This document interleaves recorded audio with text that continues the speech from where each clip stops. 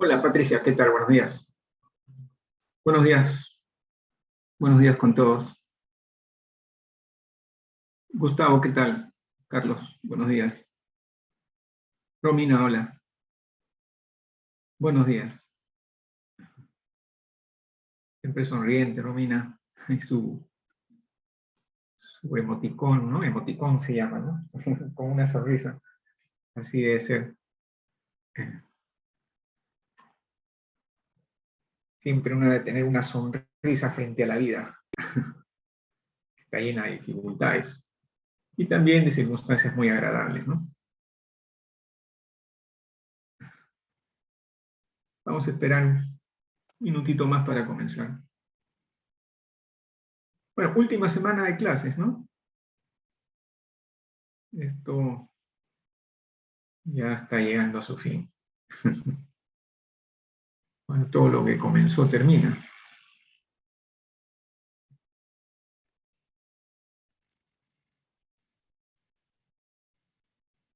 ¿Cuándo es alguno de ustedes sabe cuándo es exactamente nuestro examen parcial, nuestro examen final? El siguiente sábado, si no me equivoco. ¿Sábado cuánto? ¿Sábado qué, perdón? No escuché bien. El siguiente sábado, pero no me acuerdo muy bien Sábado el nombre. 11, profe. Sábado 11. Ujú. Ah, ok. O sea, este sábado todavía ustedes tienen, creo, una PD, ¿no? Una práctica dirigida, me parece. Sí. Sí, Ya, sí, ok. déjame preguntar. Ya. Entonces tienen, ahí el lunes comienzan sus exámenes seguramente, los exámenes finales, y el sábado de esa semana es el nuestro, ¿no? Ok. Muy bien. A ver, somos 11. Vamos comenzando por recordar lo que habíamos estado haciendo. Estábamos interpretando el multiplicador de Lagrange, ¿no? Como un factor de sensibilidad, ¿no? Decíamos que este problema de aquí, que es un problema de optimización con restricciones de igualdad, es decir, un problema de Lagrange, ¿no? Sabemos cómo resolverlo. La solución de este problema, y la solución, es decir, el punto óptimo o los puntos óptimos, ¿no? Dependen de el valor, ¿no? De este parámetro de aquí, ¿correcto? Porque cambiando el valor de este parámetro, cambia evidentemente el punto óptimo o los puntos óptimos, ¿no? Eh, ¿Correcto? Ahora bien, esto no es exactamente una función porque eventualmente hay varios puntos óptimos. Es decir, para un valor fijo de B, yo podría encontrar muchos puntos óptimos. Muchos, ¿no? Muchos puntos óptimos. ¿Sí? Vamos a llamarle x1, x2 y x3, por ejemplo. 3 puntos óptimos. Entonces, esto no es una función. ¿Correcto? Pero si yo evalúo la función objetivo en cada uno de estos puntos óptimos, eso me da el valor óptimo. Y esa sí es una función, ¿no? Es f, esto de acá es f en x1 asterisco, que es igual a f en x2 asterisco, que es igual a f en x3 asterisco, ¿no? Y a esta función de aquí, b, digamos, como función a esta función, esta es la función valor óptimo, ¿no? Por supuesto, ese valor óptimo, que no es otra cosa que la función objetivo evaluada en el punto óptimo, ese valor óptimo también pues va dependiendo de B, ¿no? Si B cambia, va a haber otro valor óptimo, evidentemente, ¿no? Entonces, ¿cómo podemos calcular, si B cambia, cómo podemos calcular el nuevo valor óptimo? Digamos, si B cambia, tenemos este otro problema, ¿no? Optimizar f de x sujeto a g de x igual a, voy a poner x1, x2, ¿no? para que esté igual, x1, x2, sujeto a x1, x2, b, digamos, b más un diferencial de b. O sea, cambia un poquito, digamos, ¿no? Si b, por ejemplo, era 3, entonces b más un diferencial de b puede ser 3 más 0.2, por ejemplo, ¿no? 3.2 es el nuevo valor de b. Entonces, ¿cómo encuentro el nuevo valor óptimo? Es decir, b en b más diferencial de b. Bueno, una manera de encontrar ese nuevo valor óptimo es evidentemente resolviendo el nuevo problema, ¿no? Resolviendo este nuevo problema, ¿no? Antes había resuelto cuando b era 3 y ahora tengo que resolver cuando b es 3.2. Entonces tengo que hacer todo el procedimiento que conocemos. Bueno, esa es la manera ruda, la manera larga, la manera poco eficiente de resolver ese problema. ¿Por qué? ¿No? Porque la manera más, digamos, eficiente de resolverlo es estimando ese nuevo valor, ¿no? Y esta estimación es esta aquí, v, la función valor óptimo evaluada en el P, en el B original, más B, digamos, B' de B por diferencial de B. Esto es por cálculo, ¿verdad? Esto es aproximación de primer orden, aproximación de Taylor de primer orden, aproximación lineal, ¿cierto? Para cualquier función en general, nosotros conocemos esta expresión de acá, esta aproximación de Taylor de primer orden, ¿cierto? Para recordar, ¿no? En Mate 1 vimos, ¿no?, que f en x más en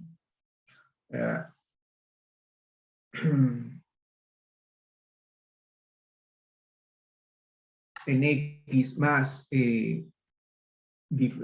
delta, voy a poner diferencial de x.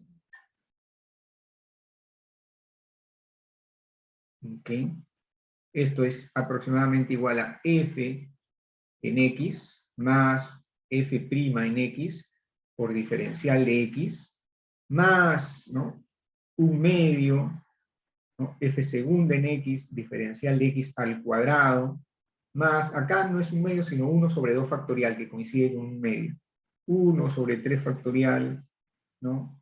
Tercera derivada en x, esto diferencial de x al cubo, más y así sucesivamente, ¿no? Bueno, si yo considero solamente estos dos términos, ¿no? Ese es todo esto es una aproximación de Taylor, ¿no? Si yo considero solamente estos dos, esa es la aproximación de Taylor de primer orden. Eso es Mate 1, ¿no? Aunque también lo hemos visto aquí, en este curso, hace pocas semanas atrás, ¿no? Esto en varias variables. Bueno, aquí, lo que estoy aplicando aquí es esto, ¿no? Solamente que en vez de poner f, pongo v, la función valor, ¿no? B más db es esto de aquí, ¿no? ¿Correcto? Es una aproximación de Taylor de primer orden, ¿no? Aproximación lineal, ¿correcto? Ahora bien, resulta que, y acá viene a cuento esa interpretación de lambda como un factor de sensibilidad, resulta que esta derivada de acá es lambda precisamente. Por lo tanto, ¿no? Por lo tanto, si yo quiero estimar el nuevo valor de la función óptimo, entonces eso será aproximadamente al antiguo valor de la función valor óptimo, más lambda veces el diferencial de b, ¿no? Lambda veces. Ahora, si esto yo lo paso a restar aquí, ¿qué tengo? Tengo yo v en b más diferencial de b, menos v de b. Esto es igual a lambda por diferencial de b. Y esto de acá es un diferencial, ¿no? Un diferencial o un incremento en la función valor, ¿no? Es un incremento o un diferencial en la función valor, igual a lambda diferencial de b. Y digamos, es esto lo que me permite interpretar a lambda como un factor de sensibilidad. ¿Por qué? Porque fíjese, si lambda fuera muy grande, entonces la variación en la función valor va a ser muy grande, ¿no? Cuando yo altero el valor de b, una cantidad, si yo altero el valor de una cantidad de B, ¿no? Una cantidad de B, ¿correcto? Si este lambda es muy grande, entonces la variación va a ser muy grande, ¿no? Y si lambda es muy pequeño, entonces la variación va a ser muy pequeña. Entonces lambda se está comportando como una sensibilidad, ¿no? ¿Ok? Amplifica, de alguna manera, si lambda es muy grande, amplifica esa diferencia, ¿no? Y si lambda es muy pequeño, más bien la corta, ¿no? ¿Ok? A ver, hay una consulta. ¿Se puede mostrar que la derivada del valor óptimo con respecto a B es el multiplicador? Sí, claro, claro. Por supuesto, eso no es intuitivo, eso es un teorema, ¿no? Un teorema. ¿Ok? Pero es un poco técnico. En el libro de Zix-Aether hay una demostración, hay más o menos una prueba plausible, digamos, ¿no? Una prueba plausible significa, bueno, intuitiva, ¿no? ¿No? Pero la demostración técnica, la demostración formal es un poco técnica, ¿ya? Entonces, pero claro, esto que yo estoy diciendo no es intuitivo, o sea, lo que estoy indicando es un teorema, es decir, es una cosa que se demuestra, ¿no? ¿Ya? Bueno, entonces, eso es esto de acá. ¿No? Habíamos también explicado este ejemplo, ¿no? ¿Correcto? Habíamos explicado. Y nos habíamos quedado en la generalización de esta interpretación, ¿no? Ok. Opa.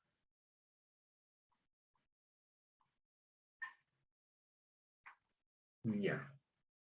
Entonces, y la generalización es bien simple, porque es básicamente generalizar la aproximación de Taylor en una sola variable a la aproximación de Taylor en dos variables, ¿no? Para recordar, ¿no?, qué es la aproximación de Taylor de primer orden en dos variables, digamos, ¿no?, para una función en general cualquiera, ¿no?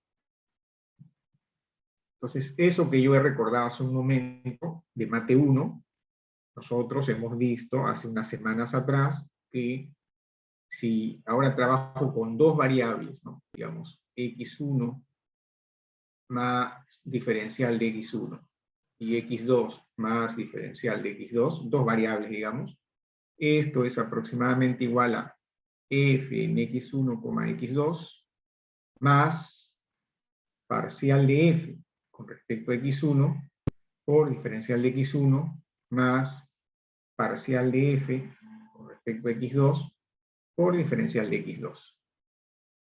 ¿Ok? Bien, eso es Taylor de primer orden en dos variables. Esto lo hemos visto hace unas semanas atrás. Ok. El punto es de que, y si yo tuviera, ¿no?, todavía más variables, si yo tuviera más variables,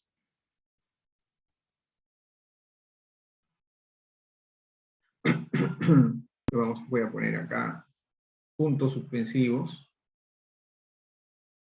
xn más diferencial de xn, entonces el valor estimado de esto es f en x1, x2, puntos suspensivos hasta xn, más, ¿no?, derivada parcial de f con respecto a x1, diferencial de x1, más derivada parcial de f con respecto a x2, diferencial de x2, más puntos suspensivos hasta el último, ¿no?, parcial de f con respecto a xn por diferencial de xn.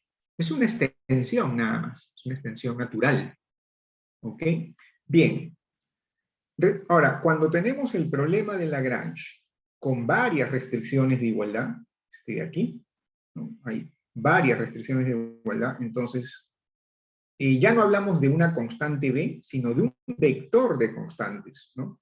Un vector de constantes, con B sub 1, B sub 2, ¿no?, hasta B sub m, ¿correcto?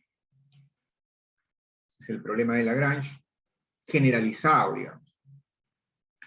¿Ok? Ahora, nosotros podemos variar el vector B, que lo voy a escribir así, que originalmente es este vector, lo podemos variar a B más delta B, más un diferencial de B. O sea, sería B sub 1 más diferencial de B sub 1, B sub 2 más diferencial de B sub 2. O sea, cada componente la altero un poquito, ¿no? Lo incremento un poquito. O sea, B sub m más diferencial de B sub m. ¿Ok?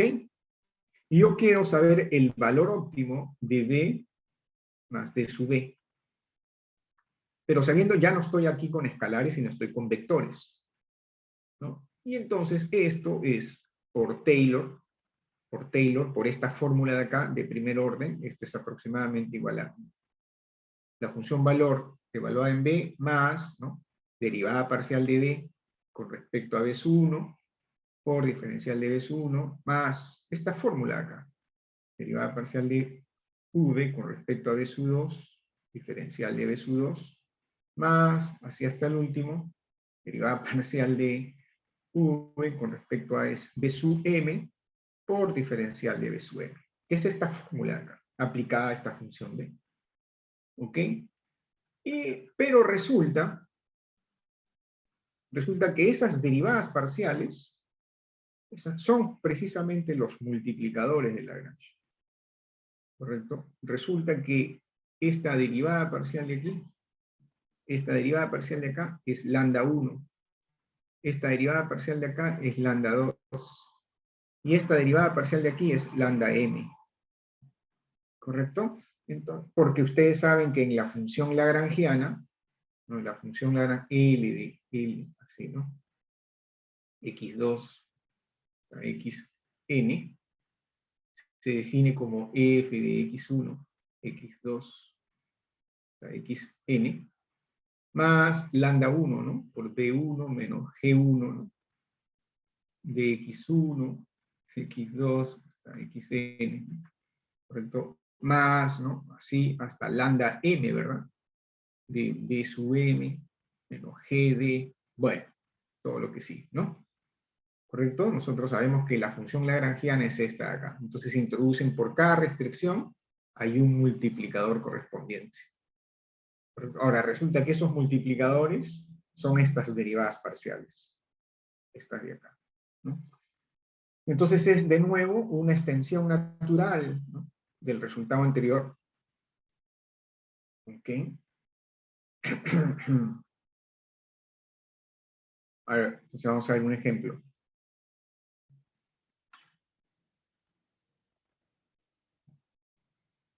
Y ahora tenemos ahí este problema con dos restricciones.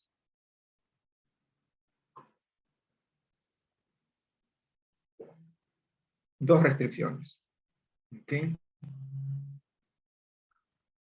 Bien, entonces, en este caso, ¿no?, nuestra función lagrangiana, L de, no, x1, x2, x3 es igual a la función objetivo, ¿no?, x1 cuadrado más x2 cuadrado más x3 cuadrado, más lambda 1 por 1 menos, ¿no?, 1 menos x1 más 2x2 más x3.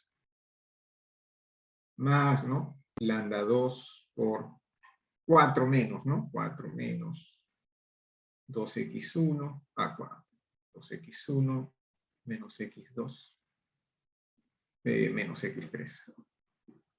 Esa es la función lagrangiana. Ok, entonces hay que resolver este problema, ¿no?, con esta función lagrangiana. Y bueno, yo no he resuelto aquí el problema, ya eso está resuelto aparte. Resulta que el punto que satisface las ecuaciones de Lagrange es este de aquí, ¿no? Este punto de acá. X asterisco igual a 16 quinceavos, un tercio, menos 11 quinceavos. ¿Ok? Y el lambda correspondiente, o sea, los lambdas correspondientes son lambda 1, ¿no?, es 52 sobre 75, y lambda 2 igual a 54 sobre 75. ¿Ok? Eso se obtiene resolviendo el problema. Resolviendo el problema de Lagrange, este de aquí, por el procedimiento que ustedes ya conocen, ¿no? ¿Ok? Es decir, aplicando pues, las condiciones de Lagrange a esta función lagrangiana. Ya. Ahora, digamos que, por lo tanto, el valor óptimo de esta función, es decir, b de 1, 4, b1 es 1 y b2 es 4. Entonces, b de 1, 4 es evaluar la función objetivo, que es esta de acá, ¿no? Evaluamos la función objetivo en 16 quinceavos, en este punto, 1/3 menos 11 quinceavos, ¿no? Y esta evaluación hay que reemplazar acá, pues, ¿no? 16 quinceavos al cuadrado, más 1/3 al cuadrado, más menos 11 quinceavos al cuadrado. Y eso sale 1.8. 1.8, ¿no? Ya, ok. Ahora, digamos que variamos el problema, tenemos un nuevo problema. Donde la función objetivo es la misma, x1 al cuadrado más x2 al cuadrado más x3 al cuadrado es la misma. Las funciones de restricción son las mismas, x1 más 2x2 más x3, x1 más 2x2 más x3, y acá 2x1 menos x2 menos 3x3, 2x1 menos x2 menos 3x3, las mismas. Lo único que está cambiando son los b's, ¿no? El b1, vamos a ponerlo aquí, el b1 es 1 y el b2 es 4. Y ahora, ¿no? Los valores de b de las constantes son 0.9, b1 ha pasado de 1 a 0.9, y b2 ha pasado de 4 a 4.1. O sea, b1 ha decrecido y b2 ha aumentado. Y quisiéramos saber el valor óptimo de la función en estos nuevos 0.9, 4.1. Entonces, claro, como decía yo al comienzo, usted podría resolver este problema, ¿no? Resolviendo pues el nuevo valor, ¿no? el nuevo problema. Pero esa no es la forma eficiente de proceder, ¿no? Puesto que sabemos que esto es aproximadamente igual a b en 1,4 más lambda 1, ¿cierto? Por el diferencial de b1 más lambda 2 por el diferencial de b2, ¿no? Y esto es igual a 1.8, que es b en 1,4, más el lambda 1, que es 52 sobre 75. Y el diferencial de B1 es menos 0.1, ¿no? Menos 0.1. Acá sería menos 0.1, más lambda 2, que es 52 sobre 70, lambda 2 es 54 sobre 75. Por el diferencial de B2. Y el diferencial de B2 es 0.1, positivo en este caso. 0.1. ¿Correcto? Entonces, haciendo las cuentas, esto sale, ¿no? 1.7, ¿no? Eso es esto que está acá, esta cuenta. Es 1.7. 1.7. ¿Ok? Es el nuevo valor óptimo de la función. Usted podría hacer el ejercicio, ¿no? Un poco tedioso, pero bueno, podría ser interesante, de resolver en efecto este problema, ¿no? Resolverlo por el procedimiento usual, es decir, aplicando las condiciones de Lagrange, ¿no? Y obteniendo el punto óptimo, el nuevo punto óptimo, y evaluando la función objetivo en ese nuevo punto óptimo, y comparar el valor óptimo que le sale con este que hemos estimado. Y va a ver que es bien, pero bien cercano. ¿Correcto? Bien, esa es la interpretación de los multiplicadores de Lagrange, ¿okay? Como factores de sensibilidad. ¿Ya? Los economistas le llaman también, eso lo van a ver en sus cursos apropiados, ¿no? Precios sombras, ¿no? Precios sombras, digamos, ¿no? Yo no entiendo por qué exactamente, pero ya en sus cursos de microeconomía de repente se lo explicarán. Ya eso tiene que ver con una interpretación económica, ya eso es economía, no es matemática, ¿no? Pero lo que sí es matemático es que en sea lo que sea, en el contexto que sea, que se aplique esto, en la ingeniería, en la economía, en lo que fuere, es un factor de sensibilidad, ¿no? Hay dos consultas ahí. Dos, Romina, profe, ¿y cómo sabríamos los nuevos puntos óptimos? Si tendríamos que volver a resolver, así es, tendrían que volver a resolver el problema, pero tendría que volver a resolver el problema, pero no le están pidiendo los nuevos puntos óptimos, ¿no? O sea, no le están solicitando esos nuevos puntos óptimos, simplemente le están solicitando cuál es el nuevo valor óptimo, ¿no? Y entonces esa es la ventaja de esto, que si yo quiero encontrar el nuevo valor óptimo, no necesito realmente resolver de nuevo el problema, es decir, no necesito encontrar los puntos óptimos, ¿no? Porque me baso en el valor óptimo de la función anterior, ¿no? El valor óptimo del problema original. El problema original sí lo tengo que resolver, es decir, este de acá, ¿no? Este de acá sí lo tengo que resolver, para poder encontrar los lambdas, porque son los lambdas los que voy a utilizar aquí, para el segundo problema. ¿Correcto? Voy a meter esos lambdas aquí, los lambdas que encontré en el problema original, ¿correcto? Esos lambdas los voy a meter aquí, los necesito, ¿correcto? Para calcular el nuevo valor óptimo. Y además, ciertamente necesito el antiguo valor óptimo, ¿no? ¿Cuánto es V en 1,4? Entonces, para eso sí necesito resolver el primer problema, el problema original, ¿ya? Y para eso necesito encontrar los puntos óptimos de ese problema, del problema original. Ya para el segundo no necesito, ¿ok?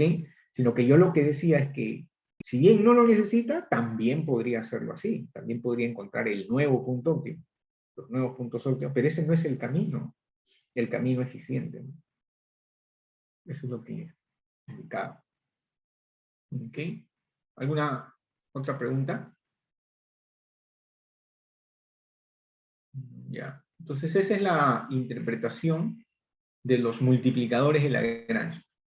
¿Okay? Entonces cuando se meten aquí estos lambdas en la función lagrangiana, lambda 1, lambda 2, cuando se meten ahí estos lambdas, entonces aparentemente no tienen ninguna importancia esos lambdas, pero ya ve que sí, en realidad, ¿no? Tienen una importancia, ¿no? Tienen un valor estos lambdas, ¿ya? Son útiles, en realidad, ¿ok? No son despreciables, sino que cuando uno originalmente resuelve el problema, uno resuelve este problema, está concentrado en encontrar el valor de x1 asterisco, x2 asterisco y x3 asterisco. Uno fundamentalmente se concentra en eso, ¿no? En encontrar el punto óptimo, ¿no? Y se descuida, y a veces se descuida con el lambda. El lambda es importante. ¿Cómo salían? María Fernanda pregunta, ¿cómo salían? No salen de ningún sitio, es un nuevo problema. O sea, esto no es que yo lo saco de algún sitio, no, es un nuevo problema. Yo podría, en vez de 0.9, haber dicho 0.8. Ya, ahora el B1 vale 0.8 y el B2 sigue valiendo igual 4. ¿Sí? Yo me estoy dando esos valores. Ok. Yo me estoy dando esos valores, ¿no? Fíjese, si hubiera colocado 0.8 aquí, entonces este diferencial de B1 sería menos 0.2. Este diferencial sería menos 0.2, ¿verdad? Aquí hubiera sido... Este de acá sería menos 0.2, ¿no? Porque bajó de 1 a 0.8, ¿no? El B1 bajó de 1 a 0.8. Ya, en ese caso. Y si el B2 se mantiene igual, entonces este diferencial sería 0. Sería 0, ¿no es cierto? ¿Correcto? Porque se mantiene igual, o sea, el B2 no se incrementa, ni aumenta ni disminuye, ¿no? O sea, el diferencial de B2 sería 0. ¿Ok?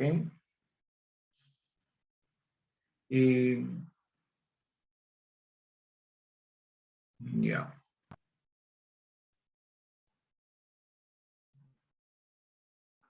Ya, bien.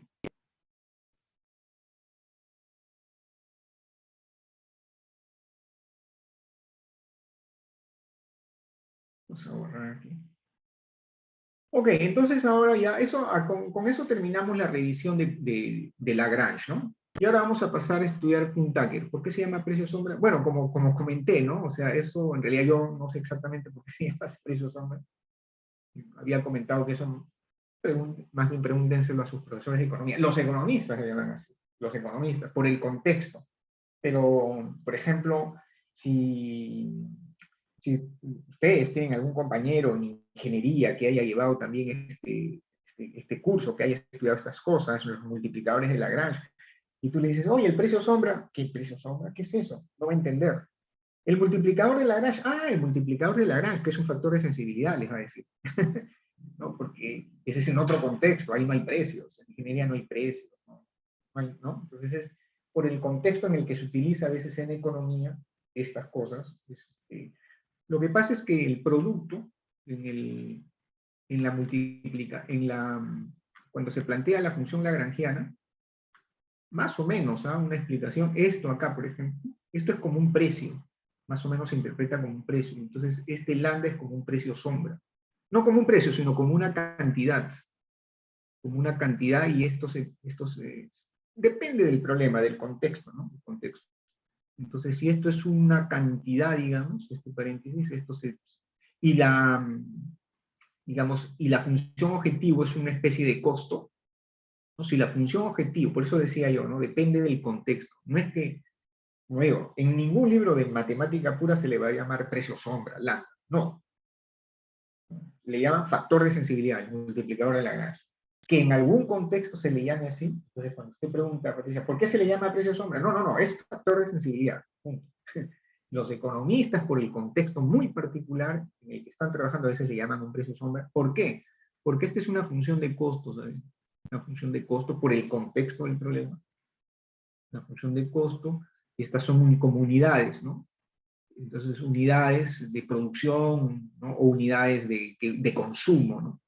Son como unidades de consumo, y entonces esto se comporta como un tipo, especie de precio, entonces. Porque precio por unidad es costo, ¿no? Más o menos por ahí creo que viene la... ¿Ya? Entonces, Joaquín es economista. Que le explicó, me parece que lo que pueden ver en la grabación de esta. Gracias, Romina. Joaquín debe saber muy bien eso, porque él es economista. ¿Ya? Pero es más o menos esa idea.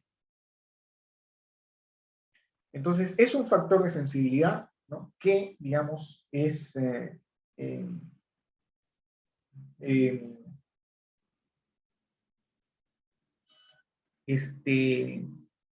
valora, de alguna manera, valora el diferencial de B, ¿no? Valora el diferencial de B, porque ¿cómo es esto de aquí? ¿Cómo es esto de aquí? Es V en B más diferencial de B, esto es aproximadamente igual a V de B, más lambda por diferencial de B. Entonces este lambda, como es un factor de sensibilidad, valora a este diferencial de B. De alguna manera lo valora este diferencial de B, ¿correcto? Porque este es un factor de sensibilidad. O sea, es como un peso que se le da a este de aquí.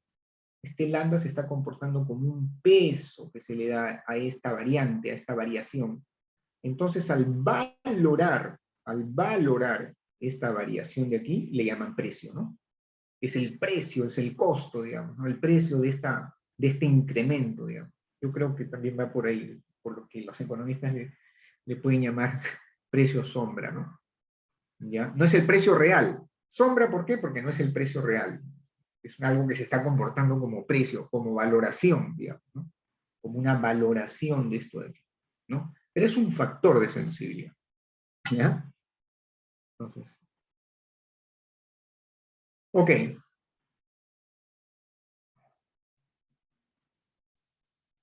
Entonces con eso terminamos nuestra revisión de Lagrange, una breve revisión, porque en realidad estas son cosas que ustedes han visto en Mate 2. Y más bien ahora empezamos a estudiar el problema de Kuhn-Tucker. ¿Ok? Decía que, ya hace varias clases atrás, yo decía que el problema del consumidor correctamente formulado, en realidad es el problema correctamente formulado es este de aquí, ¿no? Problema del consumidor.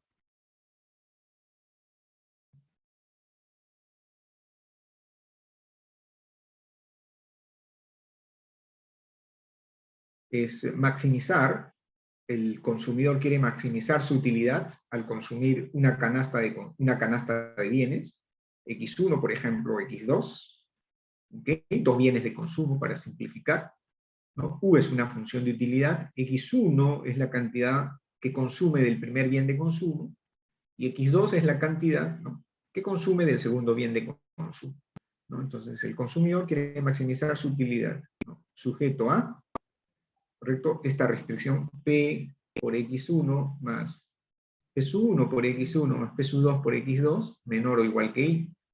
I es el ingreso, del consumidor, y P1 y P2 son los precios correspondientes por unidades de consumo.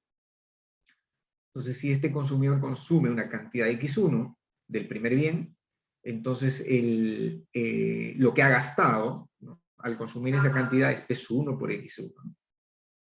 Y si consume una cantidad X2 del segundo bien, como el precio por unidad del segundo bien es P2, entonces lo que ha gastado es P2 por X2, ¿no? La suma del gasto total, digamos, ¿no?, de consumir X1, una cantidad X1 y una cantidad X2 de los bienes de consumo, ese gasto, evidentemente, tiene que ser menor que el ingreso. Puede ser igual al ingreso, o sea, el consumidor puede gastar todo, eventualmente, pero desde el punto de vista económico, ¿no?, siempre hay que ahorrar, uno no se puede gastar todo su ingreso, y siempre hay que ahorrar, digamos,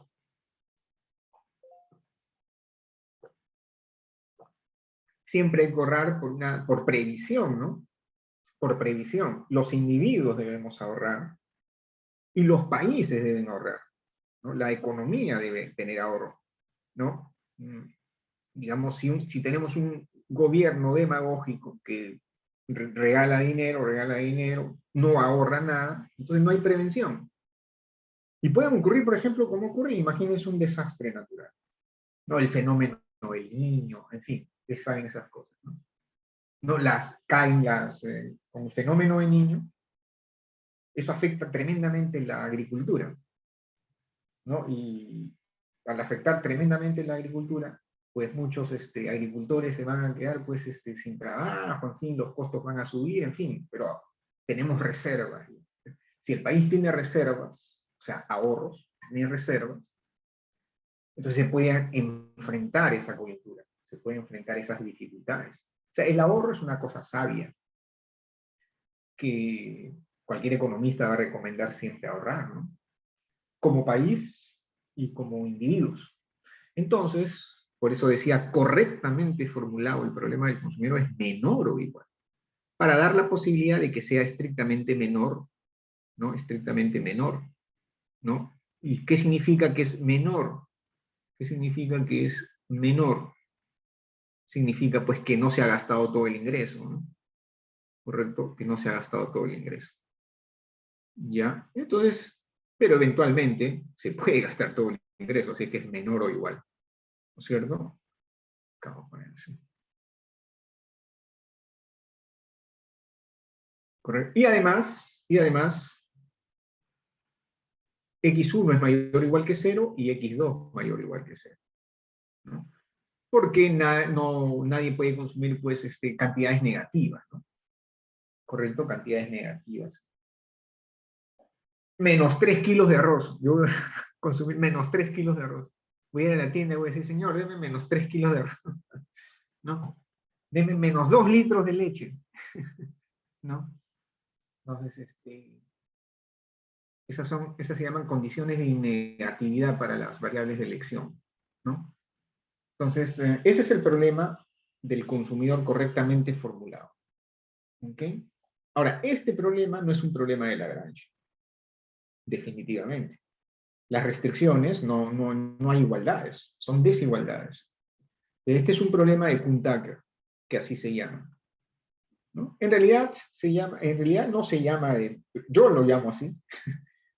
¿Por qué? Porque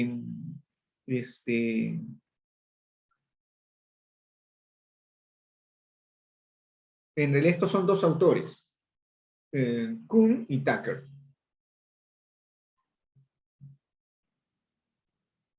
Que demostraron el teorema, ¿no? El teorema que demostraron varios resultados con relación a este problema de acá, ¿no? ¿Ok?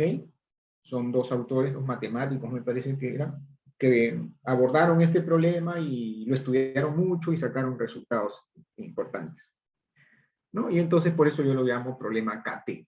O sea, en la literatura normalmente lo van a llamar problema con restricciones de desigualdad, nada más. Y eso está bien también, ¿no? Problemas con restricciones de desigualdad. Igual, el problema de Lagrange, yo lo llamo así, problema de Lagrange, porque el teorema de Lagrange se debe a Lagrange, que demostró ese teorema y, en fin, nos dio la herramienta, ¿no? La herramienta para abordar ese tipo de problemas. ¿No? Kuhn-Tucker, ¿no? Kuhn-Tucker, ok. Entonces un problema KT, ¿no? Kuhn-Tucker, ok. Y bueno, entonces en su forma general, digamos su forma generalizada, es este de aquí, ¿no? ¿Correcto? Optimizar f de x1 hasta xn, sujeto a varias restricciones de desigualdad, ¿no? Fíjense que estas de aquí, fíjense que yo estoy tomando la desigualdad en este sentido, menor o igual. Todas, menor o igual. Entonces, pero aquí no aparece menor o igual, ¿cierto? No aparece menor o igual, aparece mayor o igual. Entonces, esta, para que parezca menor o igual, se puede convertir así, menos x1 menor o igual que 0, y esta de acá, menos x2 menor o igual que 0. Y entonces ya se convirtió en menor o igual. ¿Correcto? Entonces, cualquier desigualdad que esté así, la podemos convertir en esta multiplicando por menos 1. ¿Correcto? Este es el formato que nosotros vamos a estudiar, menor o igual. Puede haber otros formatos, puede haber libros donde haya mayor o igual, ¿no? Donde en vez de poner menor o igual, ponen mayor o igual.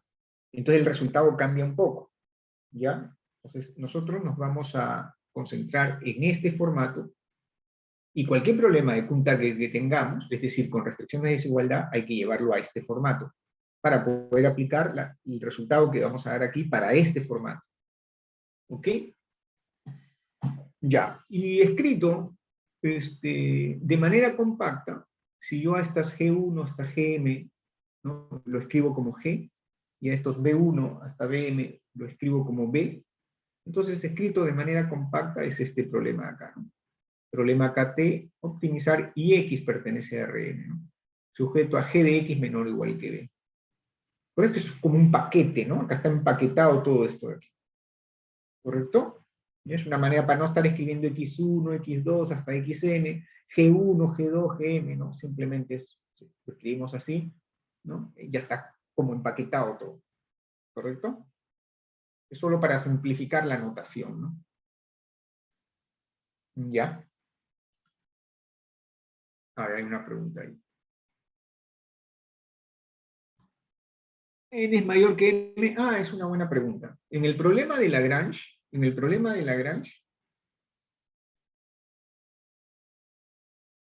ya no sé yo por algo, Patricia pregunta eso, ¿no? N mayor que m, dice Patricia, ¿no?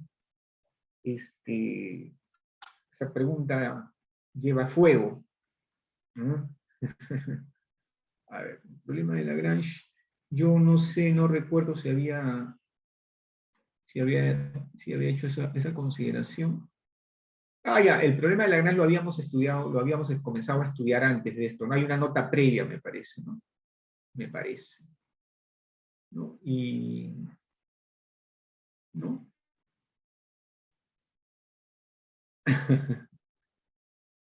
Exactamente, así es, ¿no? Exactamente. Entonces, en el problema de Lagrange, m tiene que ser menor que n, ¿no? A ver, ya que Patricia preguntó, vamos a aclarar ese punto. Tiene que ser mayor que el de restricción, así es. A ver, vamos a ver ese punto. Voy a borrar esto de aquí.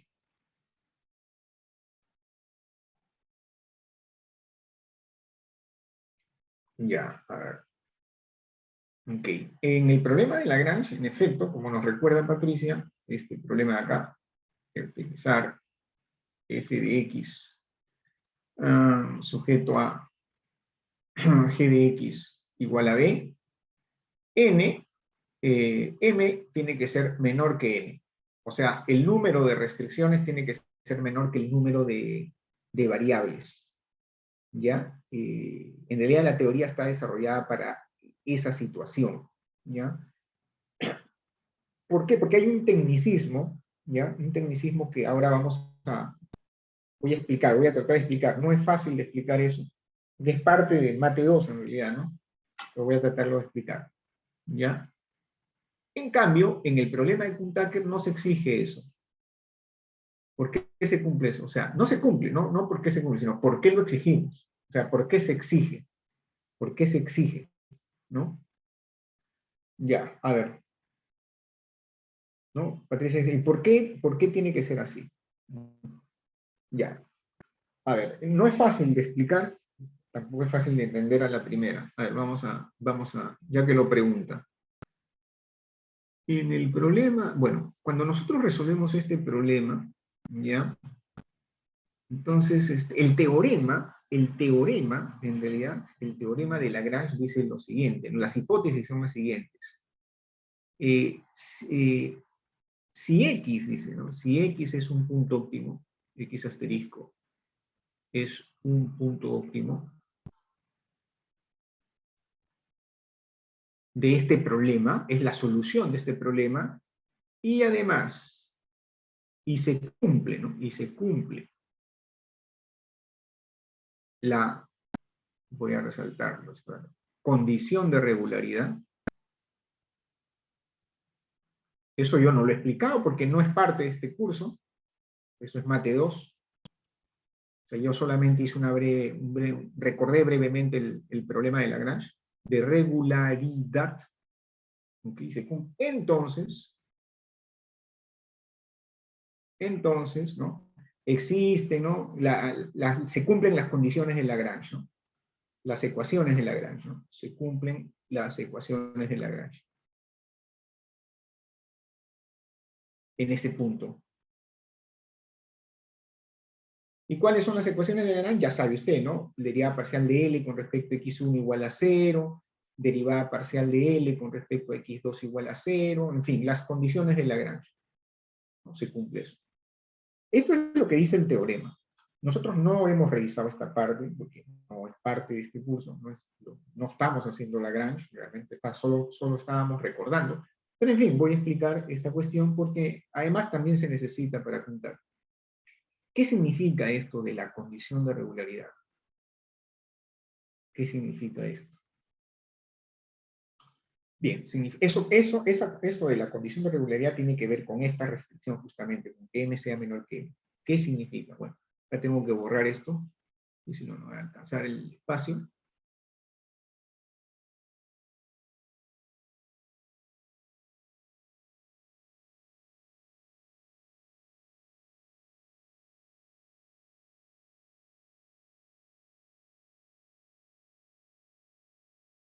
Significa lo siguiente, ¿no? La condición de regularidad significa que el rango de la matriz jacobiana de las restricciones, el rango de la matriz jacobiana de las restricciones en el punto óptimo, ¿correcto? Ese rango es igual al número de restricciones. yo decía, no es fácil de explicar, no es fácil de entender, tampoco es fácil de explicar, ¿no? El rango de la matriz jacobiana, de las restricciones en el punto óptimo es igual al número de restricciones. A ver, ¿qué es esto del rango de la jacobiana? Digamos que tenemos este problema, ¿no? Optimizar f de x1, x2. Creo que puedo utilizar este ejemplo, el ejemplo que hemos puesto abajo.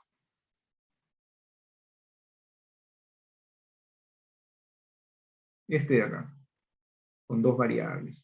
Este de aquí, ¿ya? Es un problema de Lagrange, entonces esta restricción de aquí, ¿se cumple o no se cumple? A ver, ¿qué significa esto de acá?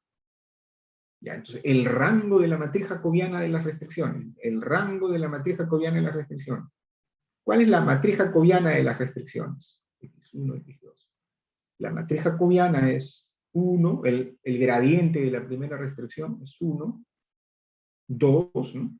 O sea, derivada parcial de G1, ¿no?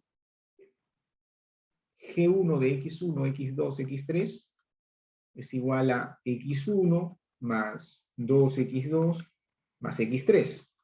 Entonces, el gradiente es 1, 2, 1. ¿Correcto? Derivada parcial con respecto a x1 es 1. Derivada parcial de g1 con respecto a x2 es 2. Derivada parcial de g1 con respecto a x3 es 1. ¿Ok? Y en la segunda fila, la jacobiana, ¿no? G2, esa es la matriz jacobiana de x1, x2, x3 es igual a 2x1 menos x2 menos 3x3. No, ahí es, hasta ahí no es. ¿Ok? Y entonces esta fila es el gradiente de G2, ¿no? O sea, derivada parcial de G2 con respecto a x1 es 2, con respecto a x2 es menos 1, y parcial de G2 con respecto a x3 es menos 3. Esa es la matriz jacobiana de las restricciones. O sea, la matriz jacobiana en general, está formada por los gradientes. Los gradientes, ¿no? Digamos, esta matriz puede ser muy grande, ¿no? Si hay m restricciones. Los gradientes, ¿no? Hay m filas, ¿no? Porque hay m restricciones. Pero hay m filas, ¿no? Porque la matriz jacobiana está formada por los gradientes de cada restricción. Como hay m restricciones, m gradientes, m filas.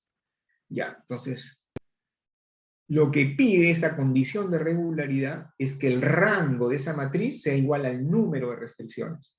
En general, ok, a ver, que el rango de esta matriz evaluada en el punto óptimo, pero acá esta matriz no depende de x. Es decir, para cualquier x, para cualquier x1, x2, x3, en particular para el x1 asterisco, x2 asterisco y x3 asterisco, la matriz jacobiana es siempre la misma. ¿No? Es siempre la misma matriz, porque es constante. Ahora, el rango de esta matriz, en efecto, el rango de esta matriz es 2, ¿no? Porque tiene dos filas linealmente independientes, es mate 2, o dos columnas linealmente independientes. ¿Qué es el rango? Es el máximo número de columnas linealmente independientes, que coincide siempre con el máximo número de filas linealmente independientes. Mate 2. Yo no tengo la culpa, Patricia preguntó, entonces estoy explicando, ¿no? ¿Ya? Ok, entonces esa es la condición de regularidad. Entonces, en este caso, para este ejemplo acá se cumple la condición de regularidad. Por lo tanto, dice el teorema, por consiguiente, el teorema que recordaba hace un momento, el de Lagrange, por consiguiente, ¿no? Por consiguiente, se cumplen las ecuaciones de Lagrange. Era lo que había escrito hace un momento. Se cumplen ya las ecuaciones de Lagrange. Las ecuaciones de Lagrange en x asterisco, en el punto óptimo. O sea, en este caso, en x1 asterisco, x2 asterisco, el punto óptimo, ¿no? Voy a poner así, x asterisco igual a x1 asterisco, x2 asterisco, x3 asterisco. Se cumplen ahí. Y entonces usted procede a formar las ecuaciones de Lagrange y a resolver las ecuaciones de Lagrange y encontrar todos los puntos que satisfacen las ecuaciones de Lagrange, ¿no? Porque sabe que las ecuaciones de Lagrange van a encontrar este punto óptimo. Lo va a poder encontrar a partir de las ecuaciones de Lagrange, porque se satisface la condición de regularidad. Eso dice el teorema. Ya, todavía no respondo con eso a la pregunta. La pregunta era por qué se exige que m tiene que ser menor que n. Todavía no la respondo. Entonces, recién paso a responderle. Pero para poder responder la pregunta, esto tiene que estar claro, esto que estoy diciendo, ya, para que se pueda entender la respuesta que voy a dar. ¿Ok? ¿Hasta ahí? ¿Está claro? Pregunto, esto de la condición de regularidad, ¿qué dice? No dice esto, que el rango de la matriz jacobiana en el punto óptimo debe ser igual al número de restricciones.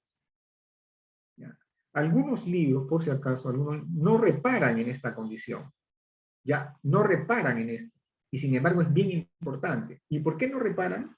Porque esos libros están más interesados en que el alumno aprenda a resolver las ecuaciones de Lagrange, aprenda a resolver las ecuaciones, o sea, adquiera habilidad algebraica resolviendo las ecuaciones de Lagrange.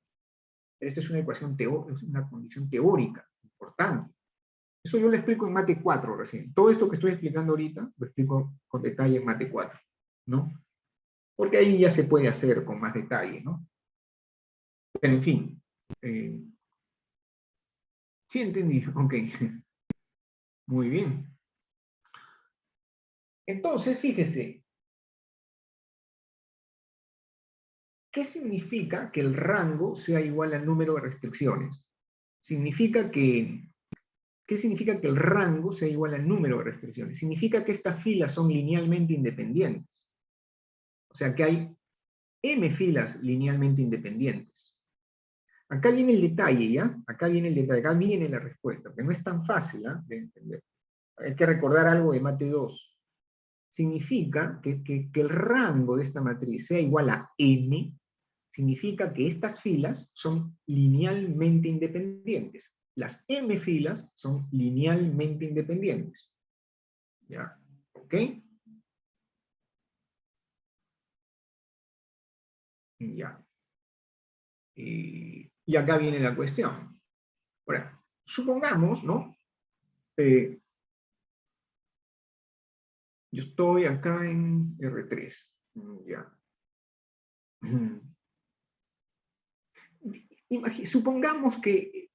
Supongamos que esta, a ver, linealmente independiente, si M es, ya, a ver. Ya. A ver, se cumplen, ya, a ver, tengo que explicar algo más. Se cumplen las ecuaciones de Lagrange. ¿Qué son las ecuaciones de Lagrange? En realidad, el teorema dice lo siguiente, ¿no? El teorema dice algo un poquito diferente, en realidad, ¿ya? Algo un poquito diferente. El teorema dice lo siguiente, dice que el gradiente de la función objetivo en el punto óptimo es igual a, es combinación lineal de los gradientes de las restricciones. Es combinación lineal de los gradientes de las restricciones, o sea, es lambda 1 por el gradiente de G1, ¿ok? Más lambda 2 por el gradiente de G2 en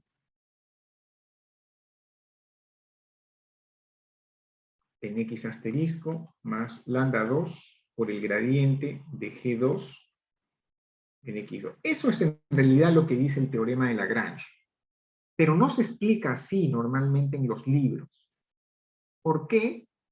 Porque los libros están interesados, no les falta razón, en que el estudiante a este nivel aprenda a resolver las ecuaciones de Lagrange, que tenga habilidad, es decir, que resuelva esto de acá, ¿no? La derivada parcial de L con respecto a X1 igual a 0, derivada parcial de L con respecto a X2 igual a 0, para este problema en concreto, y la derivada parcial de L con respecto a lambda igual a 0. Son tres ecuaciones, ya, hay que resolver esto, para encontrar el X1, asterisco, aquí eran tres, ¿no? Entonces aquí son tres, ¿no? Son con respecto a X2, L con respecto a X2 igual a 0, y L con respecto a lambda igual a 0. Hay que resolver estas ecuaciones, dicen, ya, hay que resolverlas, para encontrar el X1 asterisco, el X2 asterisco y el X3 asterisco. Pero esto que está aquí, entonces, como estamos más interesados por pronto que el alumno aprenda a resolver estas ecuaciones, adquiera habilidad en resolver estas ecuaciones, no reparamos mucho en esto, no reparan mucho en esto de acá, porque es más teórico, ¿ya? Más teórico, ¿ok? Pero eso es lo que dice realmente, esto de acá es lo que dice el teorema. Ahora, resulta que esto que está aquí es equivalente a esto. ¿Ya? Por eso todas esas cosas las explico en Mate 4, porque, digamos, ahí se tienen que explicar, ¿no? Es equivalente, pues lo estoy explicando acá porque lo han preguntado. Es equivalente, estas dos cosas son equivalentes. ¿Ya? Ahora bien, entonces vamos a quedarnos con esto. con la formulación, por lo que dice realmente el teorema, por lo que el teorema dice realmente. Y el teorema dice esto de acá, que el gradiente de la función objetivo es combinación lineal de los gradientes de las restricciones. ¿Ya? En el punto óptimo, que el gradiente de la función objetivo, es decir, el gradiente, es decir, aquí, 2x1, ¿no? 2x1, 2x2, 2x3, ese es el gradiente de la función objetivo, es igual a lambda 1 por el gradiente de las restricciones. 1, 2, 1, más lambda 2, 2, menos 1, menos 3. Eso es lo que dice el teorema de Lagrange. Que el gradiente, para este problema en particular, sería esto. El gradiente de la función objetivo es combinación lineal de los gradientes de las restricciones. Esto que está acá es equivalente a las condiciones de Lagrange, ¿ya? Pero, bueno, es otra cosa. Ahora bien, entonces, ¿y cuándo explica de qué, por qué esto de acá? ¿Cuándo? ¿Por qué se extiende tanto, profesor? Bueno, es que hay que pasar por esto. Fíjense.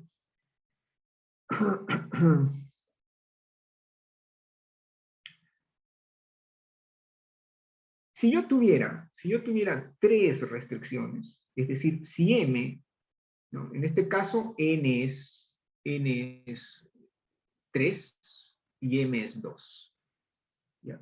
Si yo tuviera 3 restricciones en vez de 2, ¿no? Entonces, ¿cómo sería esto de acá? Voy a escribir.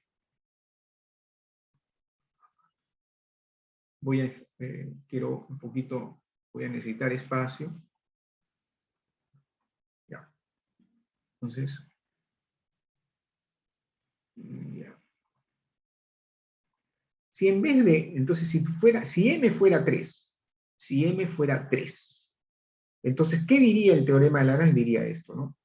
El gradiente de la función objetivo en x asterisco es igual a lambda 1 por el gradiente de G1 en x asterisco más lambda 2 por el gradiente de G2 en x asterisco más lambda 3 por el gradiente de G3 en x asterisco.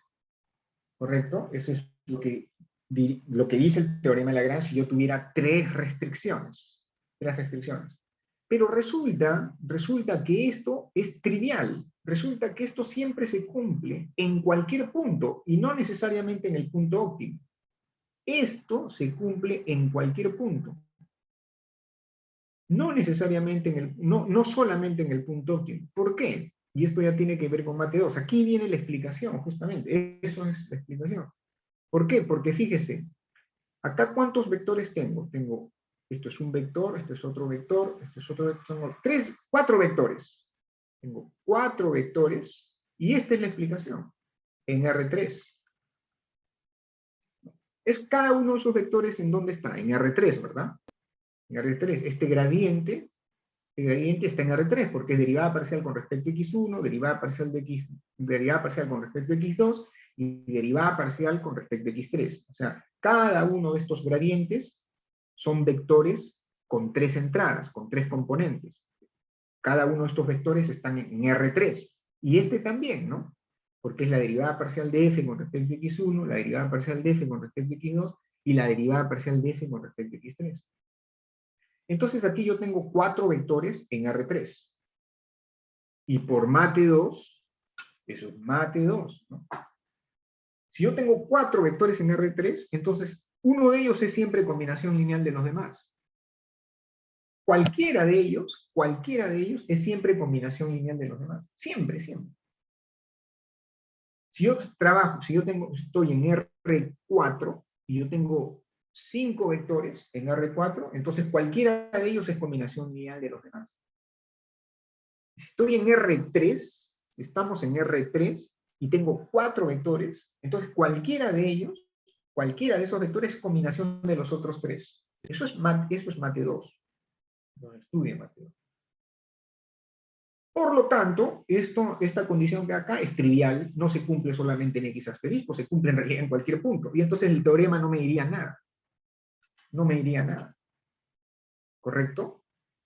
¿Sí? Y con mucha mayor razón, si m fuera más bien m fuera 5, entonces yo agregaría ¿no? un lambda 4 por el gradiente de G4 en X asterisco. Entonces tengo 5 vectores en R3, con mucha mayor razón, pues. Cualquiera de ellos es combinación lineal de los demás. Entonces, en Rn, en general, en Rn, por mate 2, en Rn, si yo tengo n más 1 vectores, en Rn, cualquiera de ellos es combinación lineal de los otros. Y si eso es siempre cierto, entonces esto no me va a decir nada en particular respecto del punto X asterisco, porque esto se va a cumplir en cualquier punto. Y es trivial, ¿correcto? En cambio, si m es menor que n, como en este caso yo tengo, en realidad yo tengo, ¿cuántos vectores? Tengo 3 vectores en R3. Este vector 1, este otro vector 2 y este vector 3. Tengo 3 vectores en R3. Entonces, ahí yo no puedo decir que cualquiera de ellos sea combinación lineal de los demás. Eso no es cierto en general. En general eso no es cierto. Si yo tengo 3 vectores en R3, yo no puedo, no es cierto que cualquiera de esos vectores sea combinación lineal de los demás. Si yo tuviera 4 vectores en R3, ahí sí ya cualquiera de ellos es combinación lineal de los demás. Mate 2. Pero en R3 no. Yo tengo 3 vectores en R3, no es cierto que cualquier vector sea combinación lineal de los demás. Y por lo tanto, esto no es cierto en general. Esto acá no es cierto en general. No es cierto para cualquier punto. El teorema de Lagrange le dice, ya, pero en el punto óptimo sí se va a cumplir esto. Pero en el punto óptimo sí se cumple, en el punto óptimo, sí se cumple. Que el gradiente de la función sí es combinación lineal de los otros dos. Eso es lo que le dice justamente el teorema de Lagrange. Que algo que en general no es cierto, porque no es cierto que en R3 3 vectores sean linealmente dependientes, ¿no es cierto? ¿Correcto? Pero el teorema de Lagrange dice, pero en el punto óptimo, sí es cierto. Sí es cierto. Es decir, que el vector, justamente, o el gradiente de la función objetiva, le dice, es combinación lineal del gradiente de los otros. ¿Ah? Entonces, por eso es que se exige que m sea menor que n. Bueno, le da un vueltón, ¿no? Bueno, pues así es, ¿no? Así es la matemática. He tenido que explicar un montón de cosas previas. ¿Correcto? Por eso es que se exige eso. Porque si no se exigiera esto, esto siempre es cierto. Si m va a ser mayor o igual que n, esto de acá siempre sería cierto y no me está diciendo nada en particular. Entonces. No me está diciendo nada en particular del punto X asterisco. Nada en particular. ¿Correcto? Esa es la explicación, ¿ya? Espero que se haya entendido.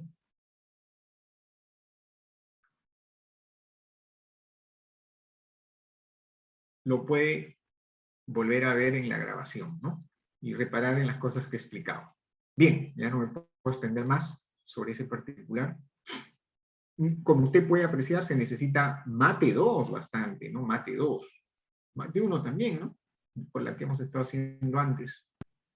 Nada, Patricia.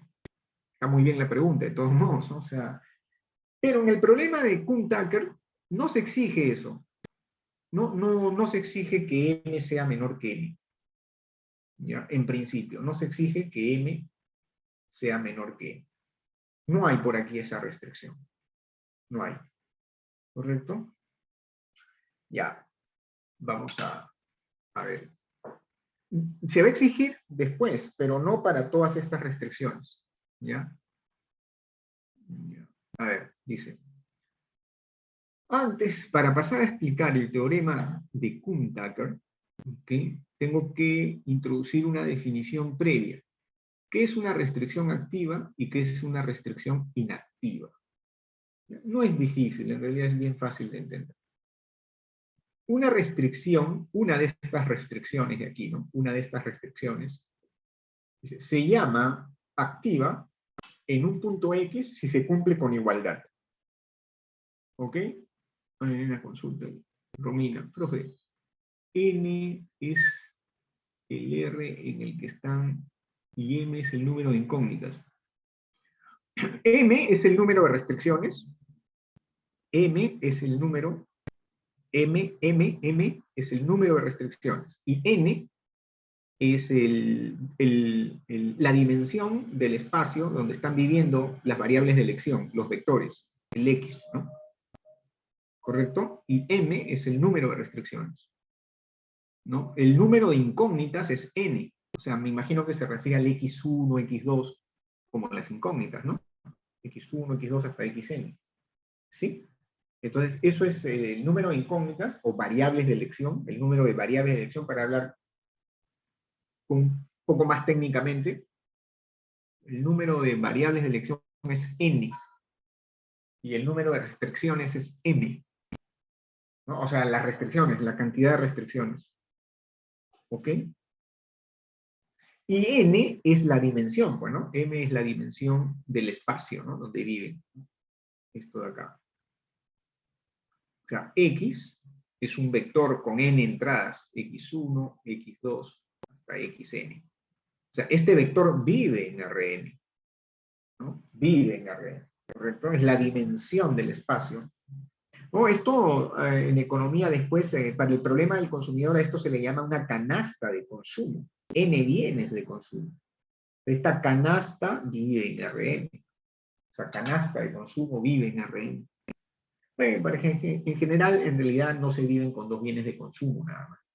Uno necesita, pues, incluso, ¿no? Incluso, no solamente, no solamente lo obvio, ¿no? Que es pan, leche, azúcar, huevos, arroz, en fin, ¿no? Todo lo que se necesita para poder alimentarnos, ¿no? No solo eso, que es lo obvio, sino también debería considerarse, creo yo, por ejemplo, horas de placer, es decir, horas de restricción, ¿no? ¿Cuántas horas veo televisión? ¿Cuántas horas descanso? ¿No? Ciertamente, o sea, hay que considerar también eso, porque forma parte de lo que uno necesita como ser humano, ¿no? Lacer se llama, hora del hacer, ¿no? Horas del hacer. Es decir, eh,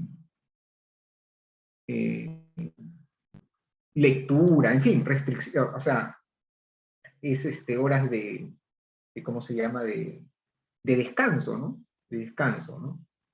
Que usted lo puede, ¿cómo se llama? Emplear en ver televisión, en caminar, en escuchar música, en leer, o simplemente descansar, echarse a dormir. Es parte de la canasta de consumo, ¿no? Es uno de estos bienes también, ¿no? Sí, ¿no? Entonces, bueno, esto es una canasta de consumo, le dicen en economía, ¿no? Le llaman los economistas en microeconomía, ¿no? N bienes, entonces esta es una canasta de N bienes. Esa canasta vive en Rn. Y el número de restricciones es M, es el número de restricciones. ¿Ya? Yo creo que usted le está llamando incógnitas a esto, no me parece. ¿No? Bueno, son variables de elección, ¿no? Se le llaman técnicamente variables de elección. ¿Ok? Bueno, entonces, ¿qué es una restricción activa? De nada, Romina. Gracias por la pregunta también, está bien. Muy bien que pregunten. Una restricción activa es una restricción que en el punto óptimo se cumple con igualdad. Alguna de estas restricciones eventualmente se va a cumplir con igualdad. No todas se van a cumplir con desigualdad estricta, ¿no? Cuando yo encuentro el punto óptimo y evalúo la restricción en el punto óptimo, por ejemplo, la primera restricción, la evalúo en el punto óptimo, quizás esto va a ser menor que D1. Evalúo la segunda restricción en el punto óptimo, también quizás esto va a ser menor que B2. Evalúo, por ejemplo, la tercera restricción en el punto óptimo y esto es igual a B3. Entonces, una de ellas se cumple con igualdad. A esta restricción se le va a llamar activa. Y a estas dos, inactivas. ¿Ok? Eso es esto de acá. ¿no? Ya se dice que la restricción es inactiva. Ya. Es una definición bien simple.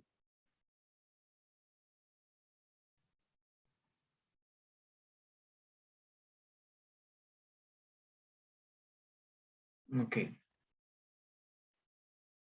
Dice, el teorema dice lo siguiente, ¿no? Sean F y G, G1 hasta Gm de clase C1. Bueno, es una condición técnica, ¿no? Que significan que todas estas funciones involucradas, F, G1, G2 hasta G sub m, las derivadas parciales de esas funciones son continuas, ¿no? Es una cuestión técnica, ¿no? Normalmente nosotros trabajamos con funciones que cumplen esas condiciones y entonces viene gratis, digamos, ¿no? Viene gratis.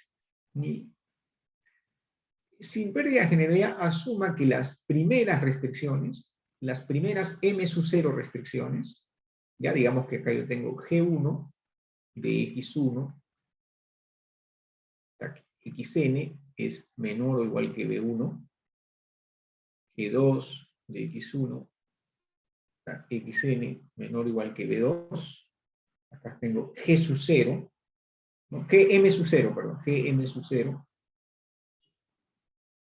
de x1 a xm, hasta xn menor o igual que bm sub 0, la siguiente, así hasta el final, ¿no? Gm de x1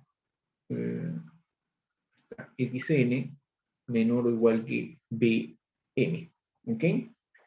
Bueno, dice, asuma que las primeras, ¿no? Las primeras m sub 0 restricciones son activas, entonces estas se cumplen en realidad con igualdad, que estas son activas. Hasta aquí.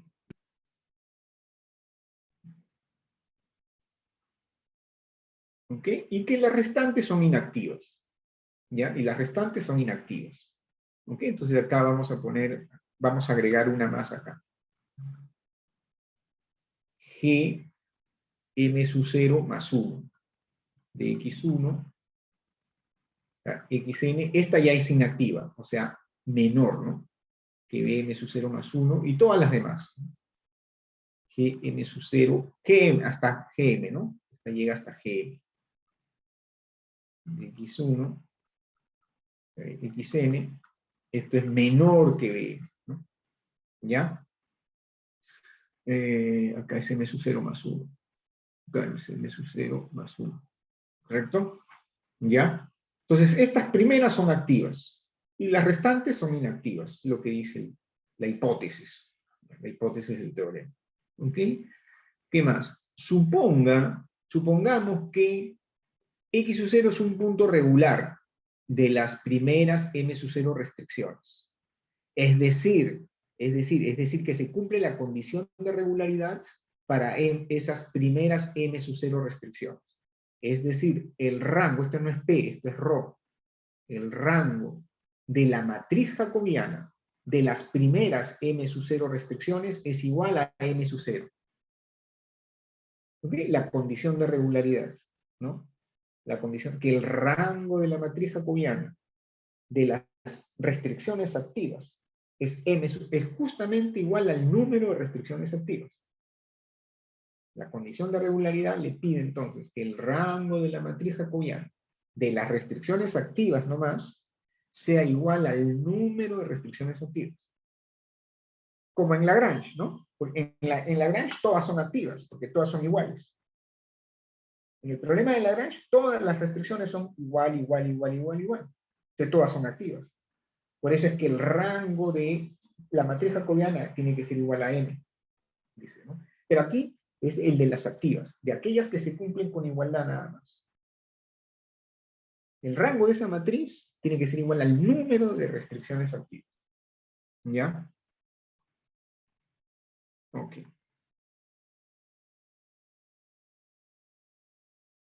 Entonces, ¿no? Entonces, dice, ¿no? Introducimos la función lagrangiana como antes. Existen lambda 1 asterisco hasta lambda m tal que se cumplen las ecuaciones de Kuhn-Tucker. Estas son las ecuaciones de Kuhn-Tucker, ¿no? Kt1, Kt2, Kt3, Kt4. Fíjese que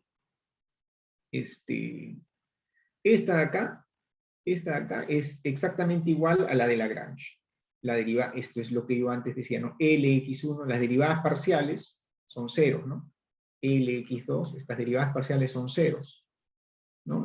La derivada parcial de L con respecto a xi, y variando desde 1 hasta n, ¿no? O sea, las derivadas parciales de la lagrangiana con respecto a las variables de elección son ceros. Ya, entonces esto es igual que en Lagrange, ¿ok? Y acá, bueno, esto sí es diferente, o digamos, no diferente, sino que se está agregando esto de aquí, ¿no? Se cumple esto de aquí, ¿no? El lambda j multiplicado por el bj por su restricción, el lambda j multiplicado por su restricción es 0, ¿no? Los lambda j son todos mayores o iguales que 0, y los GJ son todos menores o iguales que DJ. Esto es la restricción, ¿no? Esto de acá es lo que dice, pues, la restricción, ¿no? O sea, digamos, las restricciones dicen eso, pues, ¿no? Que los G, ¿no? En particular, cada una de estas restricciones, evaluada en el punto óptimo, evidentemente tiene que cumplir la restricción, ¿no es cierto?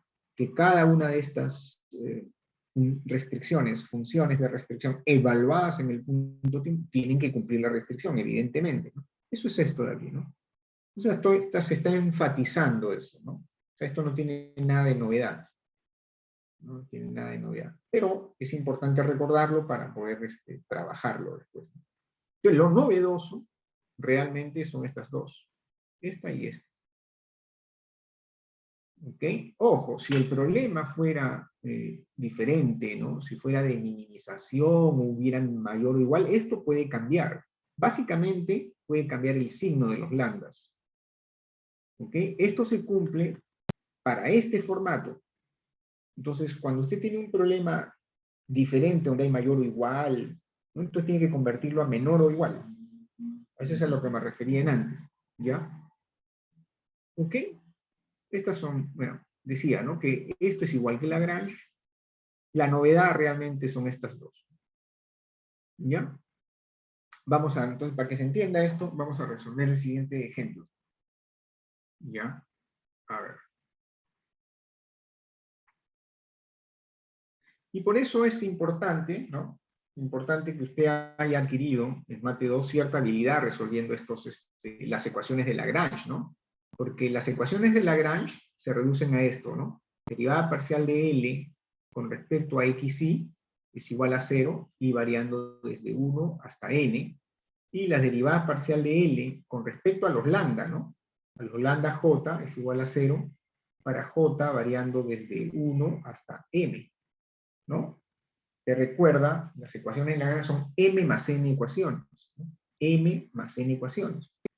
Y entonces usted tiene que aprender a resolver, ¿no? Eso es en la práctica en Mate 2, ¿no?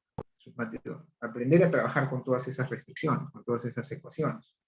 Fíjese que aquí está apareciendo esto de aquí, está apareciendo acá, ¿cierto? Y estas de acá son las restricciones, ¿no? Justamente son las restricciones en el problema de Lagrange. ¿Qué es esto de acá? Básicamente con igual, ¿no? ¿Correcto? Entonces, estas dos de aquí son estas, de alguna manera, estas dos de aquí. Y esto es lo novedoso. Esto y esto de aquí, estas dos. Entonces, ya usted aprendió, adquirió cierta habilidad en manejar estas cosas de aquí, Mate 2, por eso es que los libros mayormente se interesan en que usted, ¿no?, tenga habilidad en resolver estas cosas, porque después va a crecer, ¿no? Entonces acá esto es más difícil, más difícil, ¿no? Correcto, más difícil que resolver esto. Porque acá todas son ecuaciones. Y hay m más n ecuaciones. Acá hay m más n más, ¿no? Acá hay más ecuaciones e inecuaciones, además. Esto es más difícil que esto. ¿Correcto? Entonces, si ya aprendió a resolver esto, entonces ya puede entrar más fácilmente a tratar de resolver esto, ¿no? Porque ya aprendió a resolver estas cosas, ya trabajó con esto, ya tiene una cierta experiencia. Entonces ahora vamos a trabajar con esto de aquí.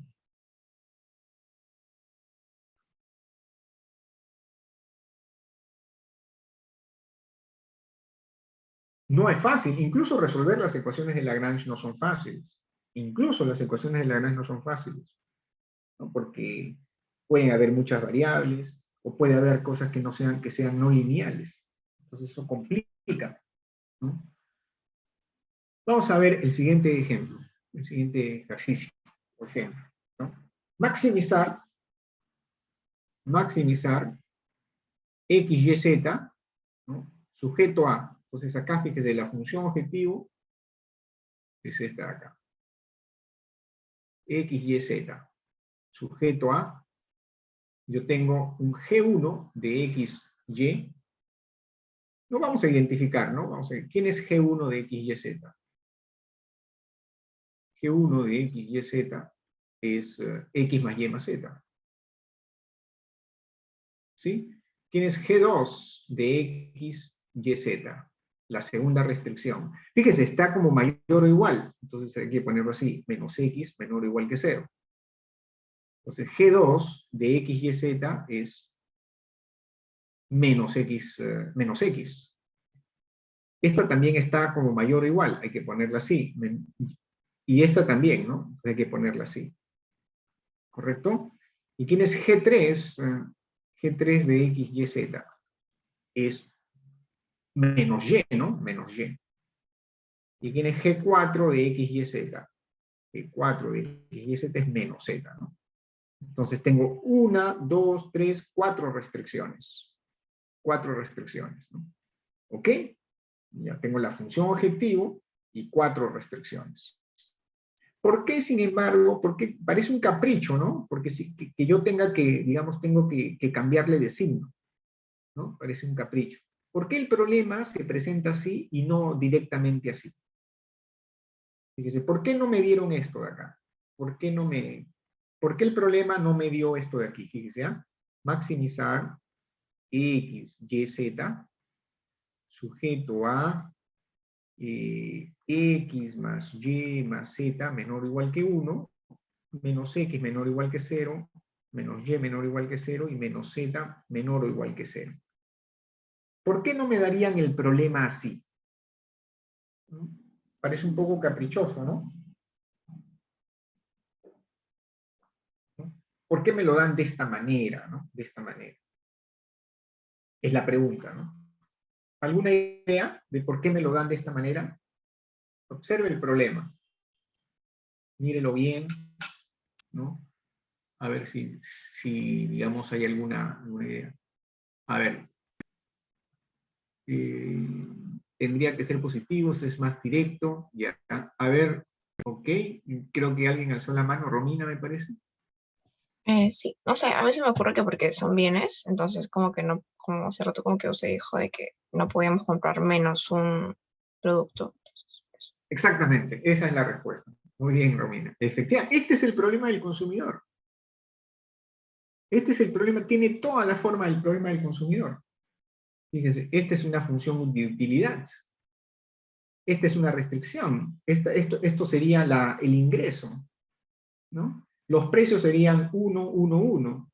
Y bienes de consumo, condiciones de negatividad para los bienes de consumo. Este es un problema del consumidor, con una función de utilidad. ¿Cómo es la función de utilidad? En particular aquí, la función de utilidad U de X, Y, Z, es X por Y por Z. Podría haber cambiado esto y podría haber puesto logaritmo neperiano de X, Y, Z, otra función de utilidad. ¿No? Podría haber puesto raíz de X, Y, Z, otra función de utilidad. Es el problema del consumidor. Entonces, pero si se lo dan así, entonces se lo dan así para que se dé cuenta que en el fondo está resolviendo el problema del consumidor en 3 variables. ¿No? Para que se dé cuenta de que en el fondo va a resolver el problema del consumidor en 3 variables con esa función de utilidad. ¿No? Esa es la idea. Ok. Ya. Bien. Entonces, ok, vamos a resolver el problema. Entonces, Romina lo relacionó bien, ¿no? O sea, lo relacionó rápidamente con condiciones de negatividad, ¿no? Para las variables de elección.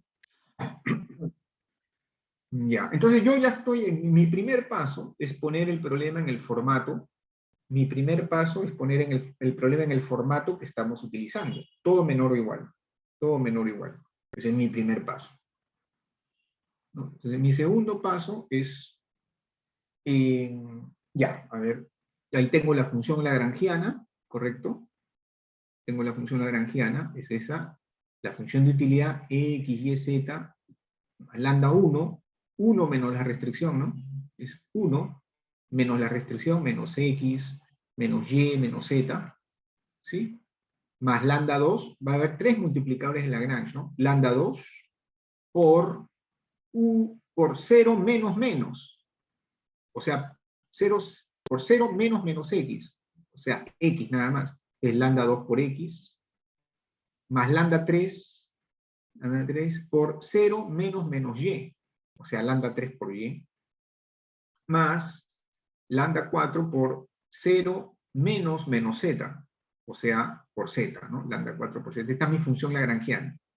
Ahora bien, antes de yo escribir todo esto, es decir, las condiciones de Kuhn-Tucker, antes de escribir las ecuaciones de Kuhn-Tucker, yo tengo que verificar la condición de regularidad, porque el teorema me dice esto, si se cumple esto, recién se cumple Kuhn-Tucker.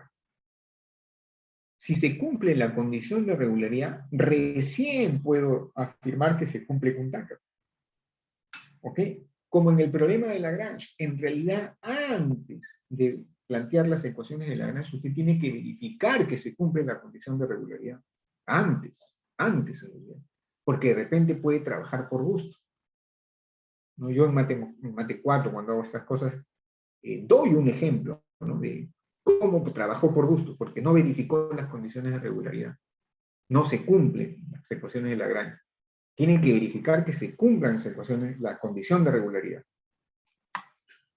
Entonces, bueno, hay que verificar que se cumple la condición de regularidad antes de ponerme a plantear todas estas cosas. Antes de ponerme a plantear todo esto, tengo que verificar que se cumple la condición de regularidad. Y entonces, ¿qué me dice la condición? Que el rango de la jacobiana de las restricciones activas debe ser igual a el número de restricciones. Ok, aquí yo estoy poniendo la jacobiana de todas, ¿no? De todas las restricciones. De todas, no solamente de las activas. Finalmente yo no sé cuáles son activas, ¿no? Voy a copiar acá las restricciones. Las restricciones son estas de aquí. Bueno, ahí están, ¿no? Entonces más bien voy a... Acá está. Se ve todo. Aquí. Se ven las restricciones y las jacobianas. Entonces, el gradiente, ¿no? Acá es 1, 1, 1, ¿no? 1, 1, 1. ¿No? El gradiente de la primera restricción. El gradiente de la segunda restricción, menos 1, 0, 0. No hay y ni z, ¿no? El gradiente de la tercera restricción, o sea, tercera fila, es 0, menos 1, 0. 0, menos 1, 0. Y el gradiente de la última restricción es 0, 0, menos 1. ¿Correcto? Entonces este es el gradiente, la jacobiana de todas las restricciones, no solamente de las activas, ¿ya? Sino de todas. Ahora paso a analizar. Esto es delicado, es un punto delicado, ¿no? Paso a analizar. Bueno, me da constante, ¿no? Ya, entonces no depende del punto, eso me facilita enormemente las cosas. No depende de X, de Y y de Z. Eso quiere decir que para cualquier X, Y y Z es siempre esta misma matriz. Entonces, en particular, para el punto óptimo también va a ser esta matriz. También va a ser esta matriz, porque el teorema me dice que eso se cumple en el punto óptimo, ¿no? Si el rango de esta matriz en el punto óptimo es igual al número de restricciones, bueno, resulta que la jacobiana acá es constante. Entonces, en el punto óptimo también es la misma, ¿no? Es la misma, no cambia, no depende de X, Y, Z. Para cualquier X, Y, Z es siempre la misma matriz. Ya dice. Como a lo mucho, ¿no? Dice, como a lo mucho hay 3 restricciones activas, entonces la condición de regularidad se cumple en cualquier punto, y en particular en el punto. Eso es importante. Dice, como a lo mucho hay 3 restricciones activas. Yo no sé cuáles son las restricciones activas, porque no tengo el punto óptimo, ¿no? ¿Qué decía esto de aquí? ¿Qué es una restricción activa en el punto óptimo? si G, la restricción evaluada en el punto óptimo, es igual justamente a B sub J, ¿no? ¿Correcto? Eso es lo que decía. Pero yo no tengo el punto óptimo. Entonces, ¿no? ¿Cómo voy a saber cuál de estas restricciones se cumple con igualdad? ¿Cómo voy a saber? ¿Cierto? Entonces, ¿qué tengo que hacer? Tengo que jugar con las alternativas. Dice, fíjese, imaginemos que, ahora, va a decir, 4 restricciones no pueden ser activas. 4 restricciones no pueden ser activas. ¿Por qué? Porque eso, o sea, no, porque eso significaría, o sea, perdón, estas 4 filas de acá, ¿no? Estas 4 filas de aquí, el rango de esta matriz, puede ser 4. El rango de esta matriz puede ser 4. Digamos, si las 4 restricciones son activas, estas 4, ¿ya? La primera, la segunda, la tercera y la cuarta son activas, ¿ya? El rango de esta matriz tendría que ser 4. Eso es lo que me pide el teorema. El rango de las restricciones activas es igual al número de restricciones activas. Ya. El rango de esta matriz, ya, digamos que las 4 son activas. Ya, se cumple que el rango de esta matriz es 4. De nuevo, caemos en lo que explicaba. Fíjese, cada vector en dónde está. Estoy en R3. ¿No? Este vector está en R3, este vector está en R3, este vector está en R3 y este vector está en R3. En R3, esas filas no pueden ser linealmente independientes. Porque en R3, como máximo, hay 3 vectores linealmente independientes. En R3 yo no puedo tener 4 vectores linealmente independientes. En R4 yo no puedo tener 5 vectores linealmente independientes. En R8 yo no puedo tener 9 vectores linealmente independientes. Eso es mate 2. ¿No? En Rn yo no puedo tener n más 1 vectores linealmente independientes. En Rn, como máximo, tengo n vectores linealmente independientes. Como máximo.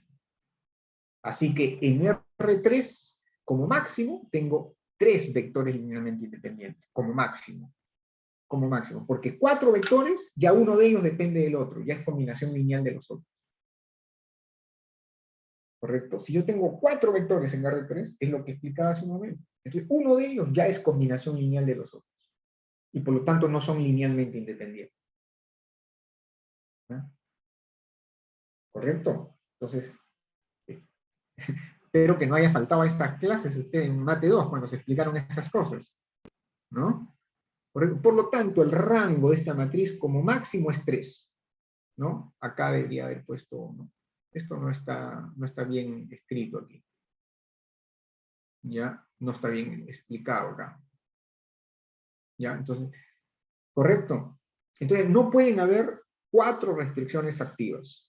No puede haber 4 restricciones activas. A lo mucho hay 3 restricciones activas. No puede haber 4 restricciones activas. A lo mucho hay 3.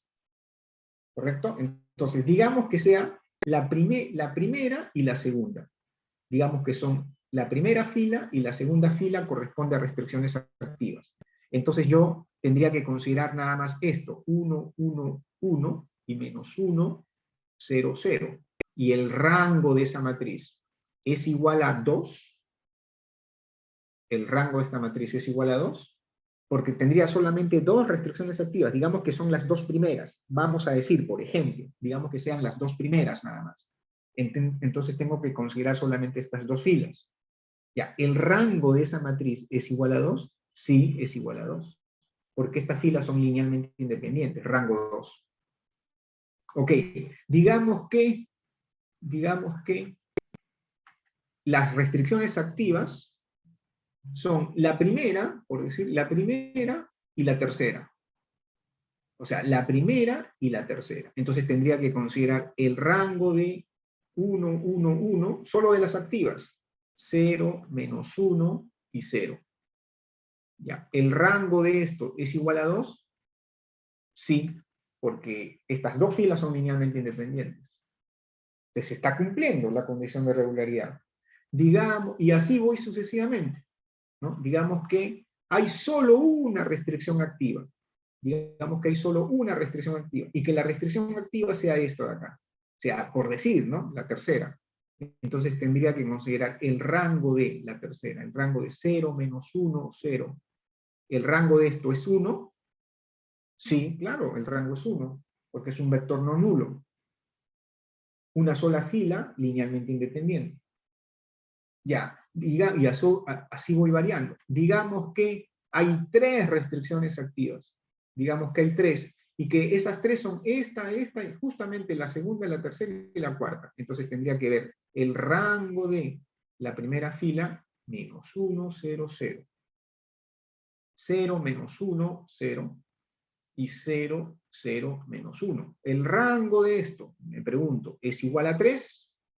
Sí, porque el rango es 3, definitivamente, ¿no? Esta matriz tiene rango 3. Las 3 filas son linealmente independientes. Entonces se cumple la condición de regularidad. Y así tengo que ir variando. Así tengo que ir testando, ¿no? Todas, ¿no? No sé. Y, o sea, tengo que ir suponiendo que ya, ¿cuántas restricciones activas puede haber? Ya, digamos que sea una, digamos que sean 2 restricciones, digamos que sean 3, y tengo que jugar con todas esas alternativas. Recién ahí, usted puede plantear las condiciones de Kuhn-Tucker, porque recién ahí va a estar seguro que las ecuaciones o las condiciones de Kuhn-Tucker, estas de aquí, van a ubicar al punto óptimo. Van a ubicar. Entonces va a poderlo encontrar el punto óptimo a partir de aquí. ¿Ok? El punto óptimo se va a poder encontrar a partir de aquí. ¿Ya? ¿Ok? A ver, sobre esto de las restricciones activas. Sobre esto, antes de ponernos a resolver esto de aquí, que es otro lío, ¿no? Ponerse a resolver esto de aquí es ¿no? Es todo un reto. ¿Alguna pregunta? O sea, ¿se entendió o quieren que todavía lo explique una vez más?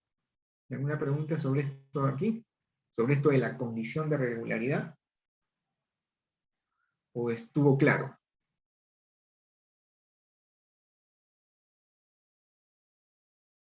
Ya, no hay preguntas al parecer. Una vez más, ya, ok. A ver. Vamos a explicarlo de nuevo. Entonces, tengo que verificar la condición de regularidad. O sea, que la condición de regularidad se cumple para también podríamos asumir que no hay restricciones activas. Un ratito,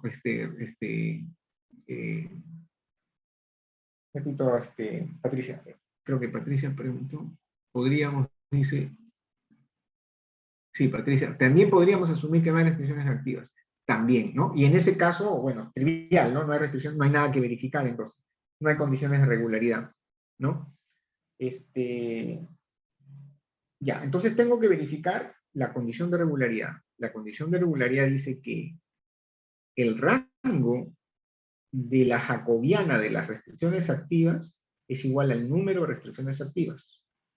Eso es lo que dice. Debe verificarse eso. Entonces, primero que nada, acá yo estoy planteando la jacobiana de todas las restricciones. No solamente de las activas, sino de todas, de todas. ¿Ok? Pero me doy cuenta de que como el problema está en R3, ¿correcto? Entonces, en R3 hay a lo mucho 3 vectores linealmente independientes, a lo mucho. Por lo tanto, ¿no? De esta, digamos, no puede haber 4 restricciones activas.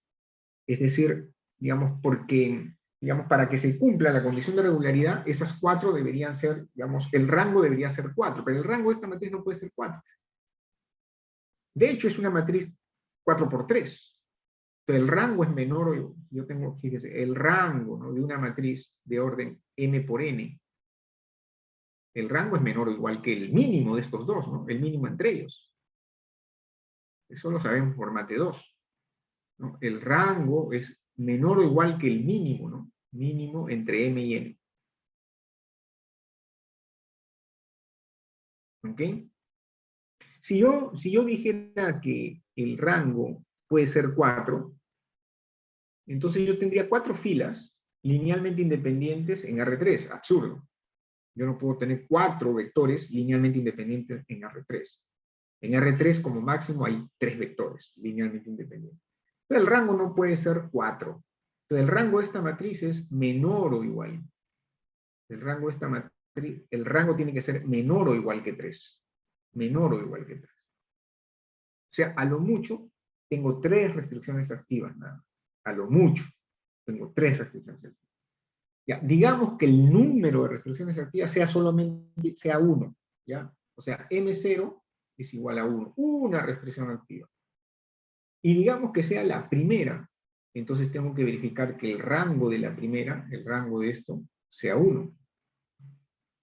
Me pregunto, ¿esto es 1? Sí, pues el rango es 1. Entonces se cumple que el rango de la restricción activa es igual al número de restricciones. Digamos que no sea la primera restricción que sea la activa, sino que sea la segunda, es decir, que X es igual a 0 en realidad. Entonces tendría que ver la segunda, el rango de esta acá. Menos 1, 0, 0. El rango, pregunto, ¿es igual a 1? Sí, es igual a 1. ¿No es cierto? Y así voy variando, ¿no? Agarro otra restricción, el rango, con una sola, ¿no? Activa, considerando que una sola. Ahora, supongamos que las restricciones activas son 2. Supongamos que son 2. Opa. Porque pueden ser 2, a lo mucho hay 3. Y como yo no sé cuáles son, tengo que ir variando, tengo que ir jugando con las alternativas, porque no sé cuáles son. Digamos que sean 2 restricciones activas, y supongamos que sean la primera y la segunda. Entonces tengo que conocer el rango de la primera y la segunda. 1, 1, 1, menos 1, 0, 0. Ahora, el rango de esta matriz es 2, o sea, n sub 0 en este caso es 2. Y en efecto, el rango es 2 porque estas dos filas son linealmente independientes. O sea, se cumple ahí la condición de regularidad. Pero supongamos que no son esas dos las restricciones activas. Supongamos que son la segunda y la tercera, por decir. Entonces tengo que considerar el rango de la segunda y la tercera. Menos 1, 0, 0, 0, menos 1, 0. Y me pregunto, ¿el rango de esta matriz es 2? Y sí, es 2, pues porque tiene dos filas linealmente independientes. Entonces, se verifica la condición de regularidad, que el rango de la matriz jacobiana de las restricciones activas es igual al número de restricciones activas. Y así tengo que ir variando. ¿Ok? Tengo que ir variando. ¿Correcto? ¿Se entendió? Digamos que el número de restricciones activas sea 3. Digamos que sea 3. Entonces, tengo que considerar, bueno, y digamos que sean la primera, la segunda y la tercera. Que esto se cumple con igualdad, que esto se cumple con igualdad y que esto se cumple con igualdad. Entonces tengo que considerar el rango de 1, 1, 1, menos 1, 0, 0 y 0 menos 1, 0. El rango de esto es igual a 3, porque ahora M0 es 3. Estoy asumiendo que, vamos a suponer que las restricciones activas son 3. ¿No? Y el rango de esta matriz en efecto es 3. ¿No? Estas filas son linealmente independientes, o si quiere lo puede ver por columnas, o también puede calcular el determinante, a ver si el determinante es diferente de 0. Pues una matriz 3 por 3, si su determinante es diferente de 0, entonces el rango es igual a 3. Todo eso es mate 2, ¿no? Lo hemos estudiado, lo han estudiado en mate 2. ¿Ok? Claro, yo entiendo que uno lo puede olvidar, ¿no? Activamente, ¿no? Porque no lo está usando permanentemente, ¿no? Entonces yo entiendo que ustedes puedan haberlo olvidado nada más, pero sí lo han estudiado. Hay que ir un poquito a refrescar eso, ¿no? De ahí el libro es Hexaéter. Además que no es algo que se vaya a utilizar mucho en realidad, ¿no? Pero bueno, esa es la teoría, pues, ¿no? ¿Ya? Y eso es. ¿Ok? Entonces, eso es. Entonces, ahí hemos verificado la condición de regularidad, que siempre se cumple en realidad, para todas las variantes posibles que yo pueda obtener. Y entonces recién puedo plantear las ecuaciones, las condiciones de contacto. ¿Ok? Ok, qué bueno, Romina. No, recién. Y ahora me pongo a trabajar con esto. Y esto es un lío, ¿no? O sea, no es fácil. En general, no es fácil resolver esto. En general es algo complicado. ¿Ya? A ver, ahí yo doy la respuesta ¿no?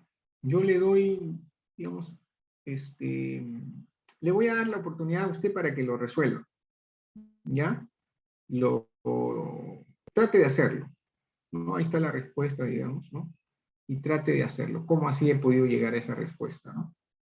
Ya, hay que agarrarse de algún lado, ¿ya? Entonces piénselo, porque eso es parte de lo que usted tiene que hacer como práctica. Usted tiene que, digamos, parte de lo que el estudiante tiene que hacer es practicar estas cosas, ¿no? Así es es inevitable, ¿no? ¿Ok? Y ya, bueno, vamos a ver si lo consiguieron, ¿no? Lo vemos en la próxima clase, ¿no? Entonces, la próxima clase vamos a, no sé, digamos, vamos a ver si lo resolvieron, lo vamos a resolver juntos. Eso nos tomará apenas unos 15 minutos, no más de eso, quizás menos, resolver el ejercicio, ¿no? Resolver esto de aquí, ¿ya? Menos en realidad. Y el resto de la clase la podemos dedicar a sus consultas, tenemos una hora nada más. Sus preguntas, ya en vista de que tenemos el examen final ya la subsiguiente semana, ¿no?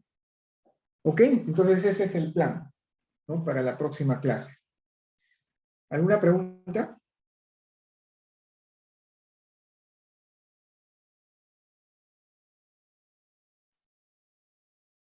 Ok, gracias, Mauricio. Todo bien, perfecto. Muy bien, jóvenes. Entonces nos estamos viendo la próxima clase, ya la última clase, ¿no? Del semestre. Muy bien, que les vaya bien. Chao, nos vemos. Hola, profesor. Gracias. Chao, No, chao, Profesor. chao.